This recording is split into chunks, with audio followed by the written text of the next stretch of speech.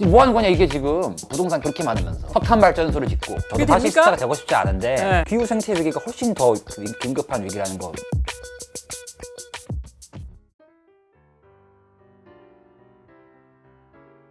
기후변화 장관이 되시면 주요한 공약이 있어야 돼요. 좀 소개를 해주시죠. 첫 번째 공약. 가장 중요한 목표는 넷제로 2025. 넷제로가 뭐죠? 넷제로는 탄소 배출량이 이제 다 합쳐서 0이 되는 거죠. 근데 넷제로 2025? 네. 귀를 의심하게 하는 연도수네요. 몇 달이면 2021년인데. 진짜 딱 5년 남은 거죠. 지금 너무 막 만드신 거 아니에요, 공약을. 안 해도 된다고. 아닙니다. 이거 이거 어떻게 가능합니까? 인류의 생존이 왜 불가능해요 이게? 어떻게 합니까, 이거? 올해로 코로나 때문에 탄소 배출이 7% 줄었어요. 전 하늘이 세계. 어쩐지 좀 맑더라. 네, 하늘이 맑아졌죠. 근데 역사상 산업화 이후에 탄소 배출 줄어든 게 한 10번 안 돼요. 1차 대전, 2차 대전, 뭐 대공황, 한국에서는 IMF 때 많이 줄었고 근데 선진국도 다 2050 하던데. 굉장히 늦은 겁니다. 2050 넷제로 한다고 하면은 이미 그 전에 불가역적 연쇄 반응이 일어나요. 그럼 정부가 제일 먼저 해야 되는 게 뭐예요? 기후 생태 그 위기를 선포해야 되는 거죠. 비상사태를 선포해야 돼요. 코로나에 대해서 다 하듯이 똑같아요. 질본을 딱 내어가지고 방역 대책 세워가지고 공항을 닫았고 가게들도 닫겠잖아. 그렇죠. 말이 돼요, 그게? 거리두기 격상. 홍대 클럽도 지금 막 그렇죠. 죽어나고 책방도 죽어나고 나도 공연 못하고 특단의 대책을 내렸잖아요. 왜? 안 그러면 나중에 더 피곤해지니까. 미국 꼴라잖아. 당장 움직여야 됩니다. 당장 코로나 대응하듯이 어쩐지 굉장히 많은 걸 셧다운 시키지 않는 말로 들리는데. 셧다운시키지 않을 수가 없는 상태라고요. 현실을 부정하고 계속 미루고 있는 거예요. 누구한테? 다음 세대한테. 그러면 10대 여러분, 그러면은 우리가 똥을 또 치워야 미룬 똥을 한다. 우리가 치워야 되는 거예요. 축산업 철폐. 모든 축산업을 못하게 하는 겁니까? 네. 설명 좀 해주세요. 일단 지금 약간 쇼크가 오거든요, 그게. 축산업이 탄소 배출의 주범이죠. 음. 이제 육식을 하기 위해서 이제 축산업이 존재하는 거고, 축산업에서 탄소 배출 계산을 할 때 소가 내뿜는 방귀 메탄. 때문이라고만 생각을 해요. 근데 그거보다 훨씬 큰 문제는 소가 뭘 먹죠? 곡식을 먹잖아요. 그렇죠. 대한민국에서 쓰고 있는 가축 사료의 절대 다수 한 90% 정도가 다 수입이에요. 남미에서 주로 옵니다. 남미에서 그걸 삼림을 벌채하는 데 쓰고 있죠. 대전제는 지금 70억 인구 이 정도의 육식을 지탱할 수 있는 지구의 가능성은 없어요. 그렇기 때문에 가장 효과적인 기후 생태 위기의 대체 방식은 인간이 쓰고 있는 농경지의 또 절대 다수가 결국에는 사료를 만들기 그렇죠. 위한 거잖아요. 우리가 먹기 위한 소, 돼지, 염소, 양에게 먹이기 위한 곡식으로 재배하기 위해 낭비를 하고 있는 거죠. 삼림을 다시 재생하고 농경지를 줄여야지만 이 기후위기를 대책을 마련할 수 있는 상황에서 가장 효과적인 방식은 육식을 철폐하는 것 뿐입니다. 그런데 지금 축산업에 종사하고 있는 분들이 굉장히 많은데. 네. 그럼 그분들은 어떡하죠? 전업하셔야죠. 전업도 지원해 주는 거예요? 전업을 지원해야죠. 그거는 정부가. 예를 들면 어떤 전업 지원이 가능할까요? 실질적으로 저희가 그 개농장 하시는 분들이랑 많이 얘기를 해요. 네. 또 굳이 그거 하고 싶어서 하는 게 아니거든요. 뭐 돈이 돼서 하는 사람들도 있지. 그건 에너지 사업도 마찬가지예요. 석탄 발전소를 없애도 지속 가능한 에너지 쪽으로 전업할 수 있을 게 정의로운 전환이 필요한 건 당연하고 그 정의로운 전환에 대해서는 개농장 하시는 분들 중에서는 예를 들어서 버섯 농장 하고 싶다 하는 분도 있고 그 시설을 그대로 활용해서 버섯 농사 짓기 쉬워요.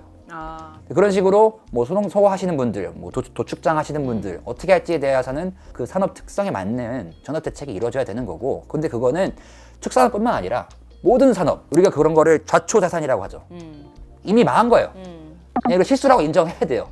자본주의가 만들어낸 괴물들이고 그건 우리가 포기해야 되는, 진작에 포기했어야 하는 산업인 거죠. 거기에 축산업이 1번인 거예요. 석탄 발전, 석유. 석탄 발전소 얘기를 안 할 수 없네요.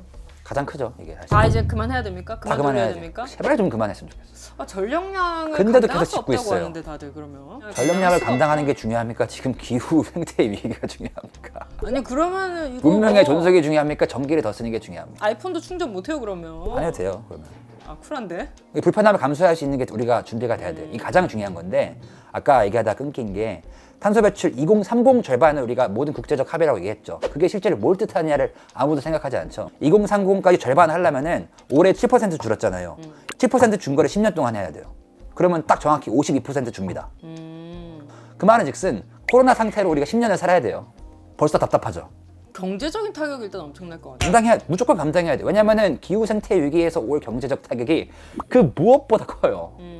경제적 타격을 논할 필요도 없어, 그거는. 기후 생태 위기에서 오는 것은 사회 붕괴를 얘기하는 겁니다. 지금 우리가. 근데 우리나라 지금 사실 석탄 발전도 계속 투자하고 있고 그런 기사가 계속 나오고 있잖아요. 그러니까 기후 악당인 한국이 전혀 이런 문제에서 물러설 태도가 없다. 민주당에서 그린 뉴딜을 한다고 가가지고 이제 석탄 발전 그만한다고 하니까 청와대 비서실장 노영민 실장님이 불러가지고 야야 그만 좀 해라. 안 된다 그만해. 찬찬히 해라. 야 기업들 화난다. 이래서 계속 하는 거예요. 그거 왜 그럴까요? 뭐 기업 그쵸 이거니까 그 양반들이 그 써서 돈을 만들어서 죽기 전까지 쓸 거니까 죽기 전까지도 못 쓰겠지. 그러면 일단 신재생 에너지가 같이 동반돼야 되겠네요. 그렇죠. 예. 더 우리가 많이- 삶의 질을 유지하려면은 신재생 에너지로 답은 다 이미 나와 있어요. 자그마한 자원이라도 빨리 거기다 투자를 해야지. 석탄 발전소를 더 짓는데 투자를 하는 게 말이 됩니까 지금? 석탄 발전소를 줄인다고 하면 아까 말씀하신 것처럼 우리들이 생활 속에서 쓰고 있는 전력을 줄이고 생활의 불편을 감수한다까지 들어올 수밖에 없겠죠. 그렇죠. 우리가 마스크를 쓰는 것처럼 채식을 해야 되고 마스크를 쓰는 것처럼 전기량을 줄여야 되고 마스크를 쓰는 걸 우리 경험해 본 게 되게 안타깝지만 어떻게 보면 좋은 경험이었다고 생각을 해요. 우리가 한번 한 거잖아. 그리고 해서 효과를 봤잖아요. 어느 정도. 근데 그거보다 훨씬 큰 재앙이 오고 있고 이미 왔고 어쩔 수 없잖아요. 우리가 맨날 쿠팡 이렇게 누르면 다음날 아침에 오는 게 당연한 게 아니거든. 그럼요. 언제부터 그랬다고? 첫 번째는 넷제로 2025년 달성. 둘째, 축산업 철폐 및 전업 지원. 셋째는 석탄, 석유, 가스 생산 금지 및 재생에너지 보급. 네, 여러분 제가 여태까지 말씀드렸던 게 너무 급진적으로 느껴질 수 있겠지만 지금 극단적인 상황입니다. 더 이거보다 늦게 시작하면은 2030년에 이걸 하려고 하면 훨씬 더 큰 불편함과 극단적인 대책이 필요합니다. 그래서 미리, 지금도 너무 늦었지만 미리미리 움직여야 된다는 생각으로 들어주시면 좋겠고요. 그럼에도 불구하고 제가 이걸 하는 거는 장관이라고 했는데 장관을 하는 거는 좀 위험 부담이 클 것 같으니 더 좋은 분이 하시길 바랍니다. 전 앞에서 거리에서 좀 외치겠습니다. 한 분 추천해 주세요, 그럼. 동물해방물결의 이지연 대표가 저랑 똑같은 말을 해도 훨씬 듣기 좋게 합니다. 컷. 지금 활동을 많이 하고 있단 말이에요. 약간 뼈를 갈아 넣어가지고.